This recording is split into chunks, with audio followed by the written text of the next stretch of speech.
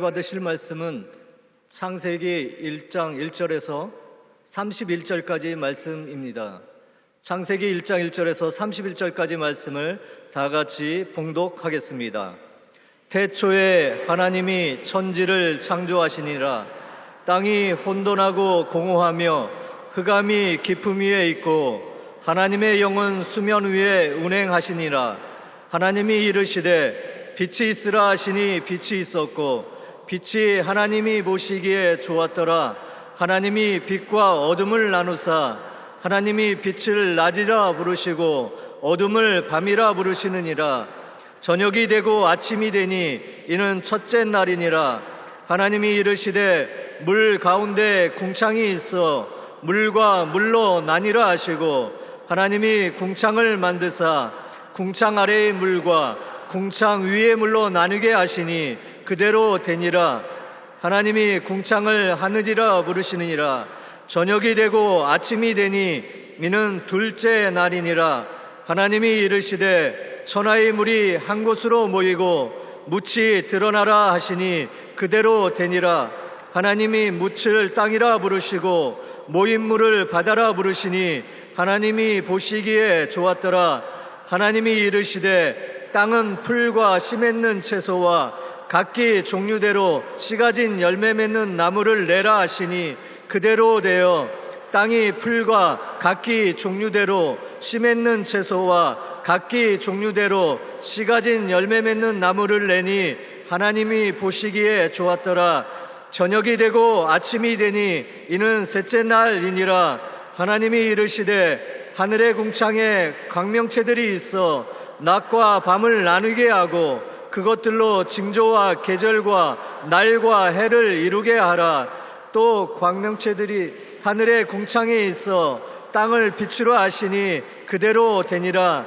하나님이 두 큰 광명체를 만드사 큰 광명체로 낮을 주관하게 하시고 작은 광명체로 밤을 주관하게 하시며 또 별들을 만드시고 하나님이 그것들을 하늘의 궁창에 두어 땅을 비추게 하시며 낮과 밤을 주관하게 하시고 빛과 어둠을 나누게 하시니 하나님이 보시기에 좋았더라.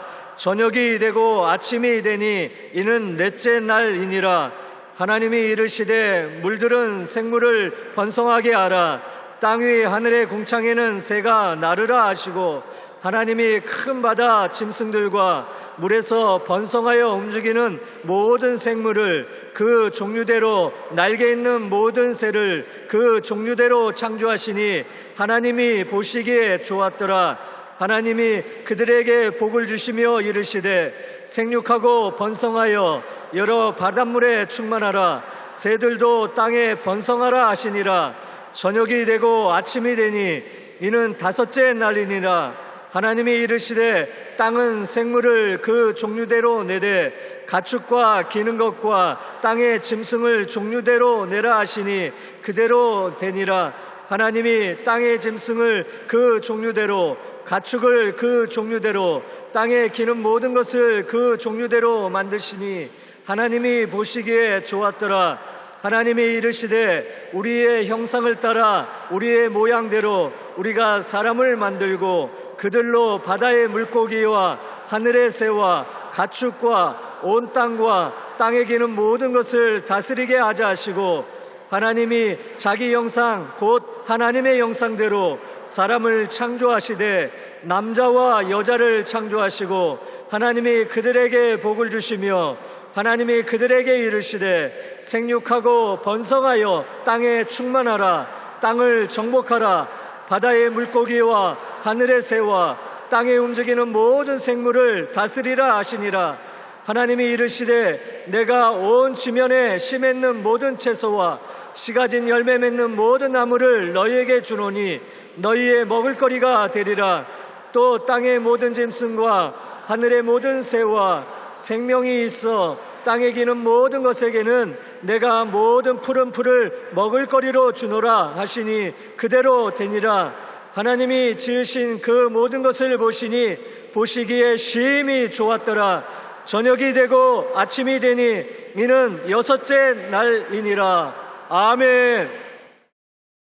창세기 1장 2절에 보면 땅이 혼돈하고 공허하며 흑암이 깊음 위에 있고 하나님의 영은 수면 위에 운행하시니라고 말하고 있습니다. 하나님께서는 성령을 통하여 꿈과 환상 속에 갖고 있던 4차원의 능력으로 3차원의 세계를 만드셨던 것입니다. 그리고 하나님께서 지으신 그 모든 것을 보시기에 심히 좋았다라고 말씀하셨습니다. 하나님께서는 원래 자신을 닮은 영체를 가진 인간을 만들어 3차원의 세계를 관리하도록 하려고 하셨습니다. 그러나 인간이 하나님의 자리를 빼앗으려는 마귀의 계획에 빠져서 하나님을 반역한 것입니다. 그 결과 인간은 벌을 받아 영이 죽고 3차원의 존재로 떨어진 것입니다. 그래서 3차원의 깨어진 세계를 새롭게 하기 위하여 4차원의 성령께서 꿈과 환상을 갖고 일하셨습니다. 하나님은 보이지 않는 세계를 보이지 않는 영으로 운행해서 하나님 보시기에 아름답게 만드셨던 것입니다.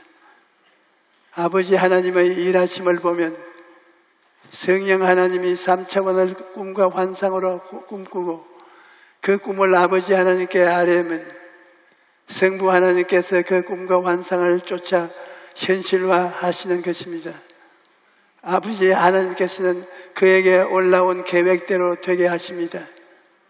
사탄의 어떤 회방도 다 물리치시고 성령이 나타나셔서 보시기에 좋은 꿈과 환상을 그림으로 그려서 하나님께 나타나시면 하나님께서 창조하시고 3차원적 현실을 만드시는 것입니다. 그뿐만 아니라 하나님께서는 우리의 삶도 성령을 통해서 변화시키고 새롭게 창조하시는 것입니다. 우리 삶이 혼돈하고 공허하고 어둠으로 꽉 차 있을 때 성령께서 그 위에 운행하시면 삶이 변화되고 새롭게 창조되는 것입니다. 여러분, 우리 스스로의 힘으로는 망가진 삶을 새롭게 만들 수가 없습니다. 성령께서 운행하셔야만 여러분의 삶의 변화와 창조가 나타나는 것입니다. 예수님께서는 내가 아버지께 구하겠으니 그가 또 다른 보혜사를 너에게 주사 영원토록 너희와 함께 있게 하시리니라고 말씀하셨습니다. 지금 여러분이 느끼든 못 느끼든 보혜사 성령께서 여러분께 와서 지금 이 순간에도 함께 하시는 것입니다. 그러므로 성령을 인정하고 환영하고 모셔드리고 의지하십시오. 그러면 성령께서 운행하셔서 여러분의 삶에 변화와 새로운 창조를 가져오는 것입니다. 성령께서는 꿈과 환상을 통해 일하시기 때문에 여러분의 삶에 변화와 창조를 가져오려면 가슴 속에 꿈을 가져야 하는 것입니다. 꿈을 분명한 그림으로 그려서 성령님께 보여드려야 합니다. 막연하게 하나님 아버지여 나에게 집을 한 채 주시옵소서, 집을 주시옵소서 그렇게 기도하시는 안 됩니다. 마음이라는 도화지에 분명한 꿈을 그리고 기도해야 하는 것입니다. 제가 목회를 시작한 지 몇 달밖에 안 되었을 때 그때는 아주 공색한 때였습니다. 결혼하기 전이었으므로 조그마한 방에서 나 혼자 살았습니다. 방 안에는 책상은 물론 의자와 침대도 없어서 마룻바닥에서 그냥 먹고 자며 공부하였던 시절이었습니다. 그런데 하루는 예수의 이름으로 기도하면 무엇이든지 응답받는다는 말씀을 읽고 깊은 감동을 받았습니다. 그래서 무릎을 꿇고 하나님께 기도하기 시작했습니다. 하나님 아버지께서 저를 하나님의 자녀라고 하셨는데 어째서 제게는 책상도 없고 의자도 없고 침대도 없습니까? 더구나 자전거 하나 없이 매일 몇십 리씩 발이 퉁퉁 붓도록 걸어야 합니까? 적어도 조그마한 책상이나 앉을 만한 의자, 신방할 때 타고 다닐 자전거 정도는 있어야 하지 않겠습니까? 저에게 책상과 의자와 자전거를 주십시오. 그렇게 기도를 했습니다. 그런데 6달이 지나도록 응답이 없었습니다. 그러던 어느 날 저녁도 먹지 못해 배도 고프고 몸도 지치고 정말 낙심이 되어서 하나님께 불평하기 시작했습니다. 주님, 여러 달 전부터 책상과 의자와 자전거를 놓고 기도했는데 아직 하나도 응답받지 못했습니다. 제가 이 가난한 동네에서 복음을 전하느라 얼마나 고생하는지 주님도 다 아시지 않습니까? 그런데 보십시오. 저도 이렇게 끼니도 해결하지 못하고 있는데 사람들에게 어떻게 인생의 빵만으로 살 수 없고 하나님의 말씀으로 사는 것이라고 말할 수 있겠습니까? 아버지, 저는 지금 너무나 낙심되어 아무 이욕도 없습니다. 하나님의 말씀은 영원하여 불변하며 시간이 지나면 다 응답된다는 것을 믿습니다. 하지만 제가 오래전에 드린 기도가 아직도 응답이 없으니 정말 답답합니다. 이왕 응답하시려거든 빨리 좀 해주십시오. 이렇게 한참을 기도하고 있는데 성령의 음성이 들려오기 시작했습니다. 내 아들아, 나는 오래전에 너희 기도를 들었다. 그러면 저희 책상과 의자와 자전거는 어디에 있습니까? 그러자 하나님께서 말씀하시기를, 너는 책상과 의자와 자전거의 종류가 수십 종이나 되는 것을 모르느냐? 내가 언제 나에게 책상과 의자와 자전거에 대한 분명한 종류나 내용을 구체적으로 말한 적이 있느냐? 단지 막연하게 달라고만 하지 않았느냐? 나는 이 말씀을 듣고 큰 충격을 받았습니다. 성령께서 책망하신 이 말씀은 나의 일생에 놀라운 전환점을 가져왔습니다.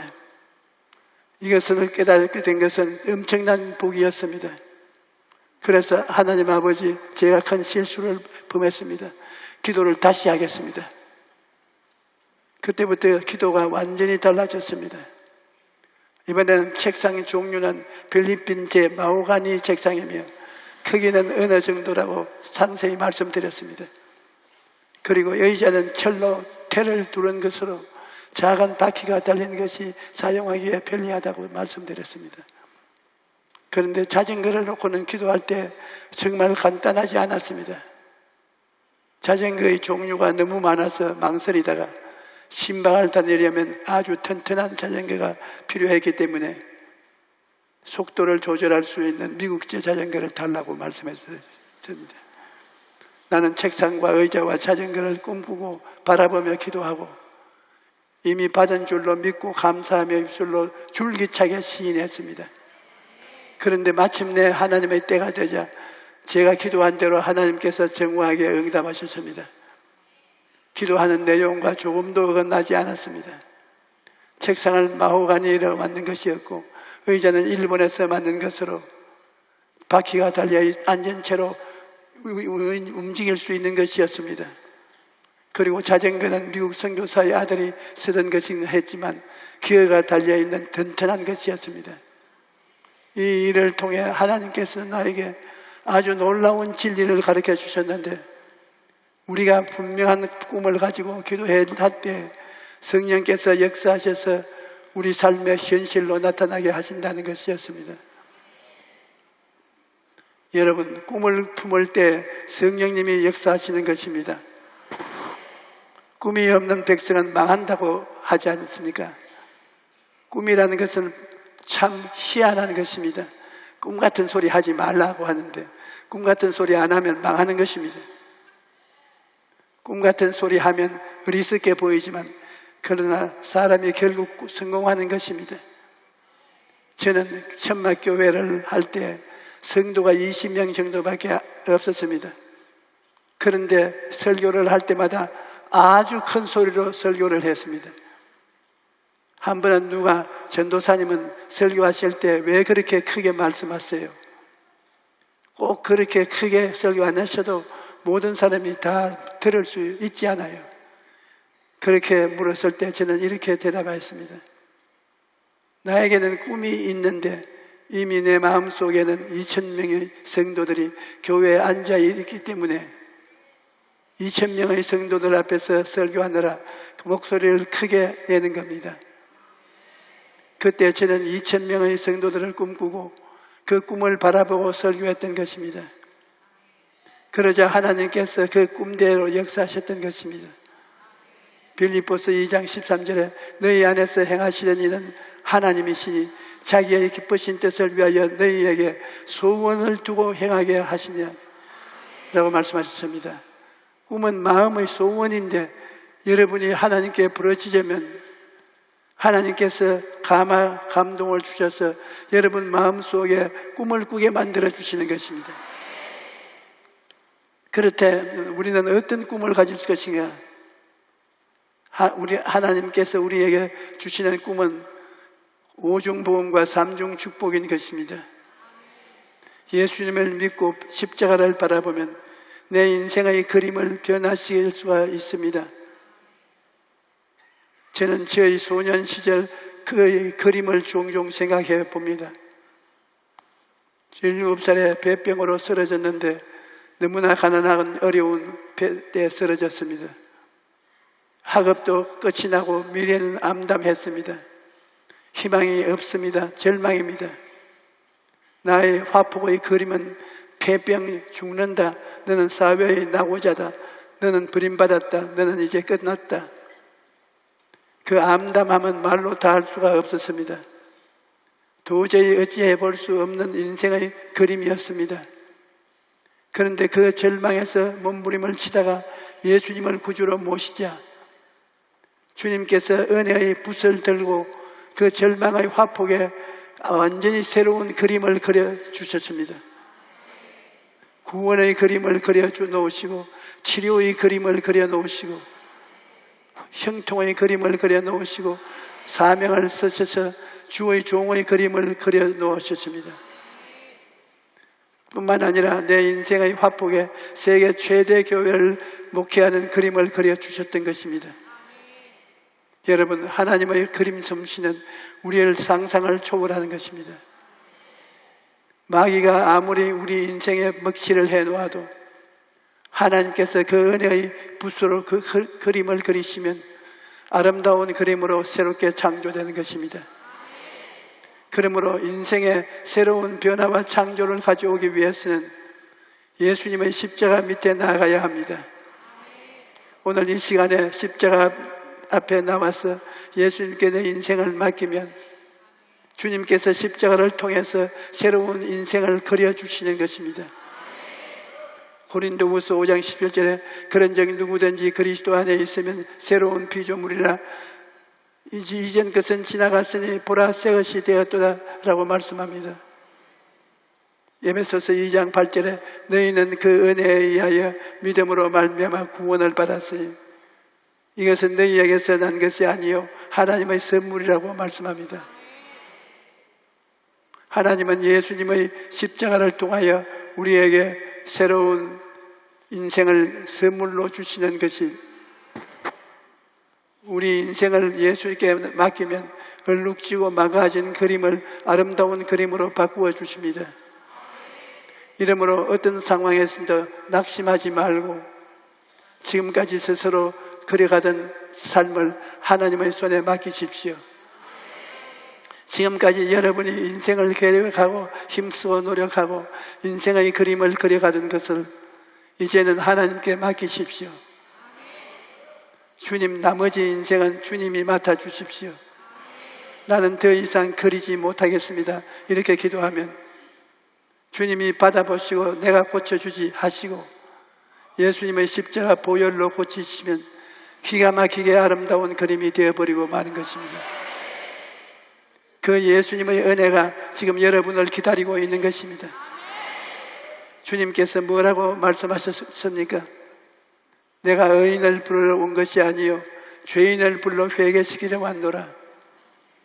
그러므로 예수님께 이 세상에 오신 것은 죄인을 찾으러 오신 것입니다. 죄인이 있는 곳에 예수님이 계십니다. 병자가 있는 곳에 예수님이 계십니다. 가난이 있는 곳에 예수님이 계십니다. 죽음이 있는 곳에 예수님이 계십니다. 그러한 것을 변화시키기 위해 주님께서 오신 것입니다. 우리 주 예수님이 오시면 죄인은 의인으로 바꾸고 허물 많은 사람은 거룩한 사람으로 바꿔주고 병든 자는 건강한 사람으로 변화시켜주고 저주받은 사람은 복받은 사람으로 만들어주고 죽은 사람은 영생을 얻게 만들어주시는 것입니다. 그 다음 우리는 예수님을 믿음으로 새 사람이 되었기 때문에 이제부터 말도 달라져야 합니다. 말에 있어서도 성령님이 인도하시는 말을 사용해야 하는 것입니다. 여러분, 새로운 창조를 위해서는 새로운 말을 사용할 줄 알아야 되는 것입니다.